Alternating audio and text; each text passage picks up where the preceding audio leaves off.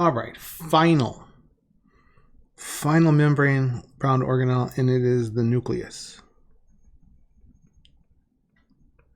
Okay, so the nucleus is the largest of the organelles.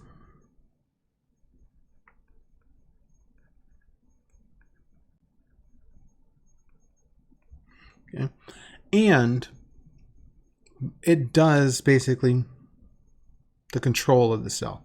It is the control center of the cell.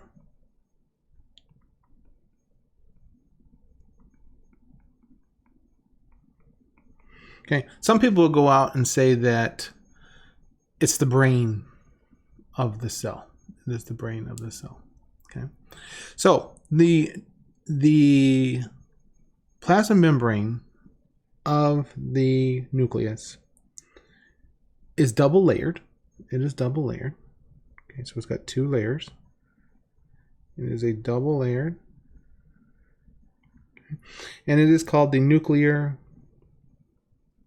envelope. Nuclear envelope itself. And inside of these nuclear envelopes, we have these little holes called nuclear pores.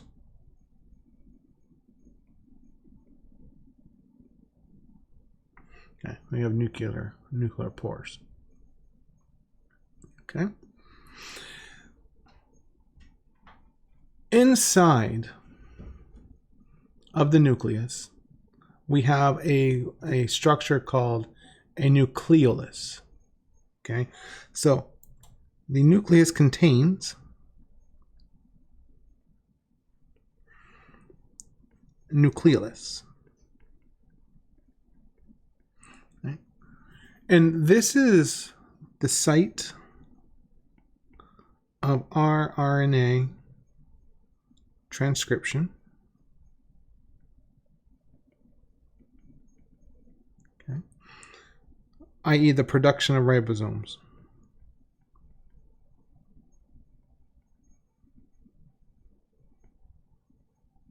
Okay. So what we'll do is we'll put a nucleolus right here. So this is the nucleus. It's not a cell, it's a nucleolus. Right. The nucleus also has this stuff called chromatin.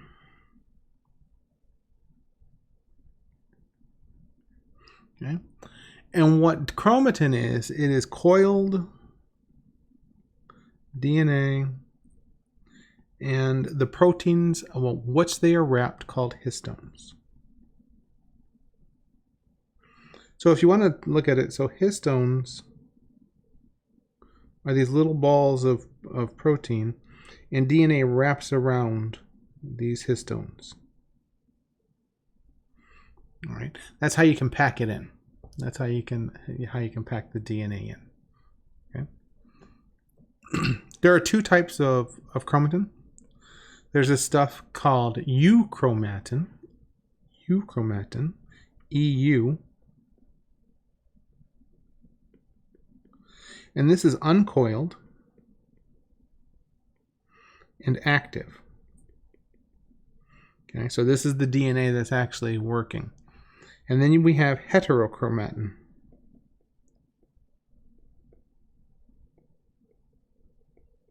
Okay, and this is coiled and inactive.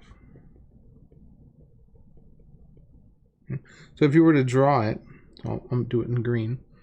So what you're going to see is you're going to see these dark patches around the cell,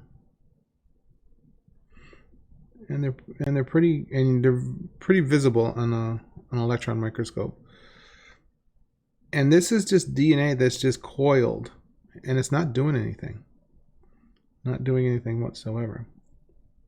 You can't see euchromatin really because it's so thin. It is really, really thin. Okay. And you may see some in here. But all of this other stuff is just all that white stuff in there is like uncoiled DNA and the nucleoplasm. It's the fluid of the nucleus itself. Okay, so chromatin comes in two parts, so two forms. There is the euchromatin, which is uncoiled DNA. So this is the DNA that's actually being read and made to do something. And then you have heterochromatin, which is coiled DNA that's inactive. That is inactive itself. Okay. All right, moving on. So we're going to talk about the membrane itself. Membrane itself. We already said it is a double membrane called the nuclear envelope. Get back to a black pen. Nuclear envelope.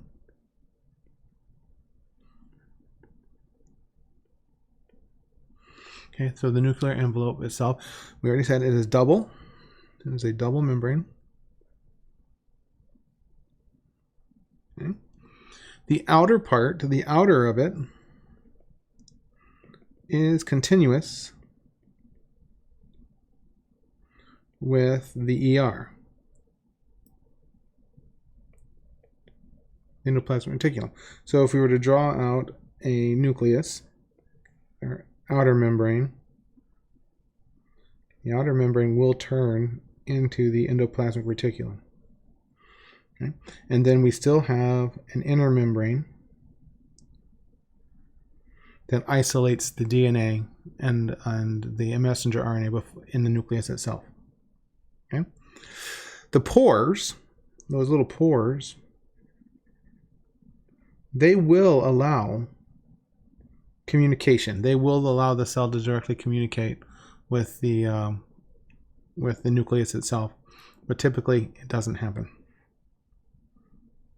So that's basically the structure. So now we're going to talk about DNA and some basic genetics. So DNA, we already know it's deoxyribonucleic acid. Deoxyribonucleic acid.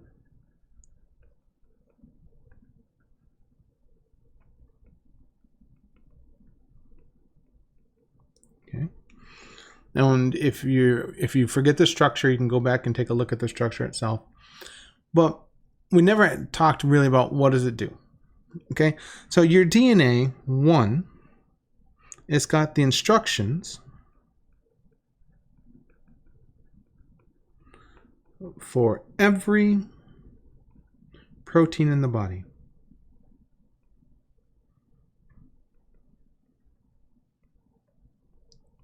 Okay, so I want you to sit and think about that for a second. Every single protein that your body makes is encoded in DNA. Okay? Every one. Every single one. Every enzyme that your body's ever going to make and use, encoded in your DNA. Okay?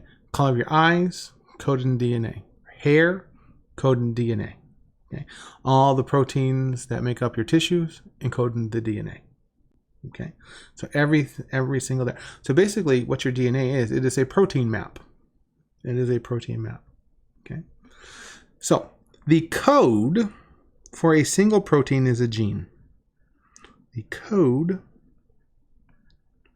for a single protein is called a gene. Okay. So they talk about your genes. That is what they're talking about. Your genes. A single gene is a code for a protein, an individual protein. So your genetic code is the totality of all the proteins that your DNA codes for. Okay. How does the code work? The code works, it is a triplet code. It is a triplet code. Okay. Where 3 bases will code for an amino acid.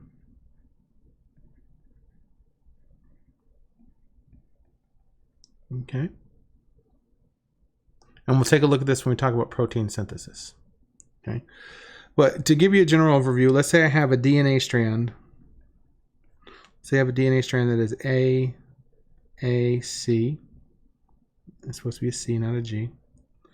T, A, G, G, G, G. So what this means is this is amino acid number 1. This is amino acid number 2. This is amino acid number 3. Now remember, proteins are nothing more than amino acids, lines of amino acids. So if you have amino acid 1, 2, 3, 4, 5, 6, 7, up to amino acid like 10,000, and if that's your protein, that means you need 30,000 individual DNA and nucleic acids in DNA in order to write that out, because it's a 3. It is a 3 codon language. So it's 3 codons code for one single amino acid. Okay? All right. So now the proteins inside DNA, they are what give us our traits. Okay? So the proteins express traits.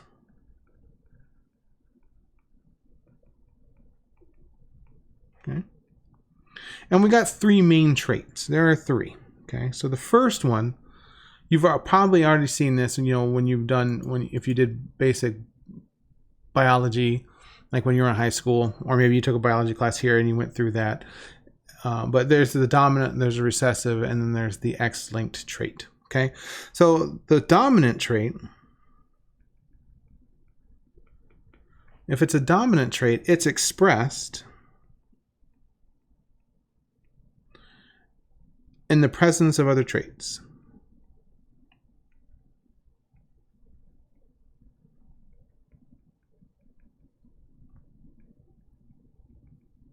Okay, I'll explain this when we talk about the next one.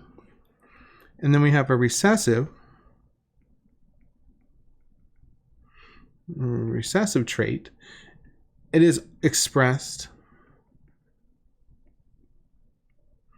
only in the presence of other recessive traits. Okay, so now if you just look at those definitions are a little bit confusing. So what we're going to do is we're going to say, let's just make hair color generic. Okay, either you're going to have dark, let's just say that we have this interesting new species, and they've got basically either dark hair or they've got light hair, and that's all it can be. Okay, and it doesn't matter the color, it says dark or light, dark or light. Okay, so let's just say, for instance, that dark hair is the dominant gene. Okay, so if I have a protein, so and usually in humans, and let's just say in this new species, they're going to get one trait from their mom and one trait from their dad. Okay, so let's just say that I get a dark-haired trait from dad, and you're going to do this thing called a Punnett square, which you've always seen. And let's say and we're going to get the possibility of a light-haired, and that's a little d. So big D is dark hair, and this here is light hair. Okay, so it's dad, and we're going to draw moms. Okay, actually, let me do this a better way. Let me just make up the box. Let me make the box, and then I'll put all the stuff in. So here's our box.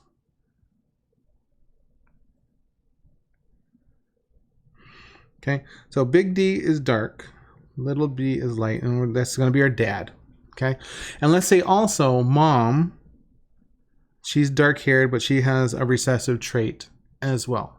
Okay, so now if you look at all the combinations that when they reproduce, the combinations they then give is they can both give that big dark haired gene to the child, and if they both give that dominant dark-haired gene, that kid's going to be dominant. The kid's going to be dark-haired. There's nothing that will ever happen to that kid except be dark-haired. Okay, so now let's just say that dad, or the dad of the species, gave the dark-haired gene, and the mom gave her light-haired gene. Okay, dominant. This is dominant. That means this child is going to be dark hair. That's going to be dark hair, because in a dominant gene will be expressed in the presence of all.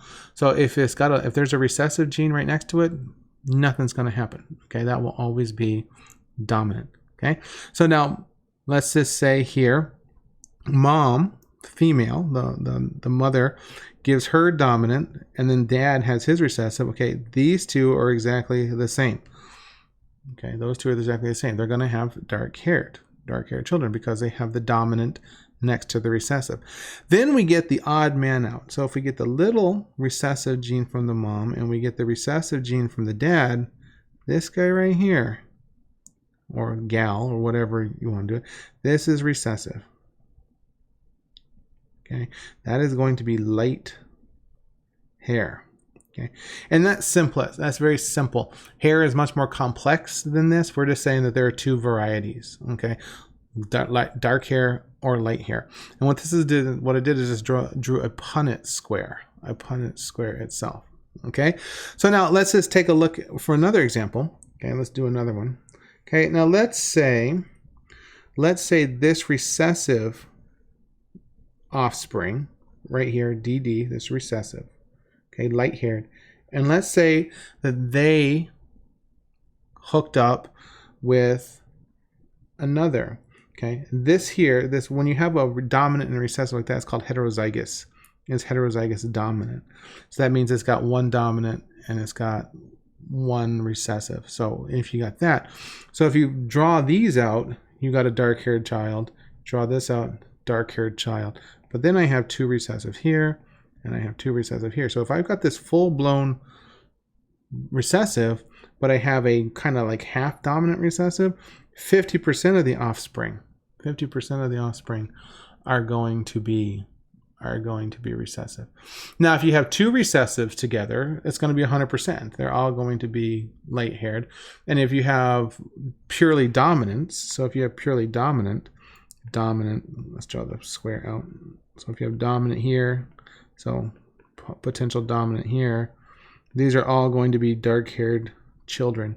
You can't have anything but, unless you have what's called a mutation and something changes. Okay, so that's how that works. Okay, so that's what dominant and recessives are. Then we have one more. It's called X-linked, or sometimes it's called sex-linked.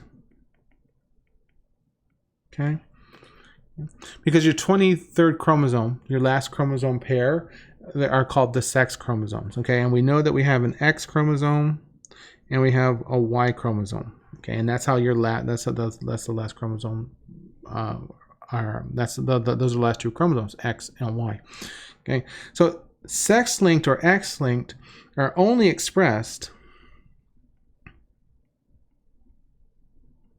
okay, in the presence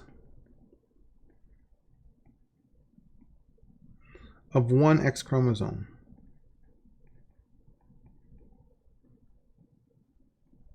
Okay, one X chromosome. Okay, so the way you have to do this out, and the easiest one to see this is male pattern balding. Okay, so male pattern balding, okay, is a recessive trait. It is a recessive trait. So we're going to say X with a little r. That means you've got the male pattern balding. Okay, so let's just say that we have a dad, and we're going to do this a couple of ways. So the male chromosome is XY. So XY is genetically male, and XX is genetically female. Okay, not man, not woman, male or female. So XY is male, XX is female. Okay, now I'm not talking about like Klinefelters or Turners or things like that. I'm talking about just XX and XY. So if I have a male an XY male and an XX female, okay, there is statistically a chance. So we got XX, XY, XX, XY. Okay, there's a 50% chance that either of those can be boys, or a 50% chance they'll be girls. Okay, males, sorry, I didn't mean male, boys or girls, males or females. Okay. Now, let's just say, for instance, that our male, the dad is balding. He's going bald. Okay, dad is going bald. Okay, so now what you're going to do is this. So this girl right here will carry the recessive gene for balding. Okay, but will she be bald? No, definitely not, because she's got 2 X chromosomes. And one of the coolest things about females is only 1 X chromosome is usually active. Okay, and usually the recessive one is the one that's turned off. It's like it knows that, you know, going bald is just not cool, but that's just how it is. And so that's it. So that girl, that female, will not have recessive. And again, here we follow that down. This girl, this female, will not be bald either, but she will be a carrier. She will be a carrier itself. Looking over here, mom, because she's not a carrier, none of these boys will carry the recessive balding gene. Okay. Now I'm gonna draw this out another way. Let's just say that I have a. Let's do it like this. So I'm gonna say, let's just say this female, doesn't have to be young, this female, she, why is it doing that? Stop. She has children. Okay, she has children with a non-balding man. She has children with a non-balding man. So the potential one child could be female, nothing wrong. A boy, a male, nothing wrong. But then the normal X from the male, this is the male, and then we get the recessive gene from the mother. So this girl will be a carrier. This female will be a carrier, but she's not bald. Now, here's the good one. Here's the one I love the most. X recessive Y. Here we go. We now have a balding child. So the reason I wanted to bring this out, and we're just gonna, so we got XX. So XX right here. So this is the female. So this is female, phi. And this is the male, female. Okay, and that's the male. So this is what I want you to show. Always, this is the most hilarious thing ever. So, and I've seen that in TV. I've even seen previous students say that. It's like, if you want to know if your kids are going to go bald, you look at the dad. And I'm like, seriously? No, you don't look at your dad. You go look at your daddy. That's who you look at. You look at your dad. Your dad will be the one to tell you if your kid's going to be bald. Okay? Because that guy really got nothing. Your boy's going to be bald. Yeah. Unless it's a big double whammy. And there is a possibility that you could double whammy it out. And I'll explain what I mean by double whammy. Okay. So let's draw one more. And this is incredibly rare. So if I have a balding male, and let's just say I have a recessive female. Okay. So now you can actually have a balding woman.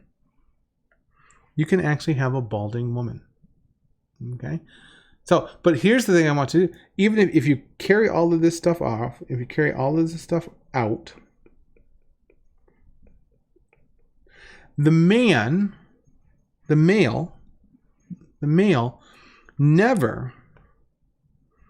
never carries, will never transfer balding to his son. Okay? That's not how it works. Okay? It is always the females that will carry balding to their son. Okay? And that, I wish it would stop. It's like going crazy. And that is basic genetics. That is basic genetics. And we've already gone for 24 minutes, so I'm going to cut it here. So the next thing that we're going to take a look at is we're going to take a look at DNA synthesis and protein synthesis. And then after that, we're going to take a look at the cell cycle. So after that, we will be done with the basic science.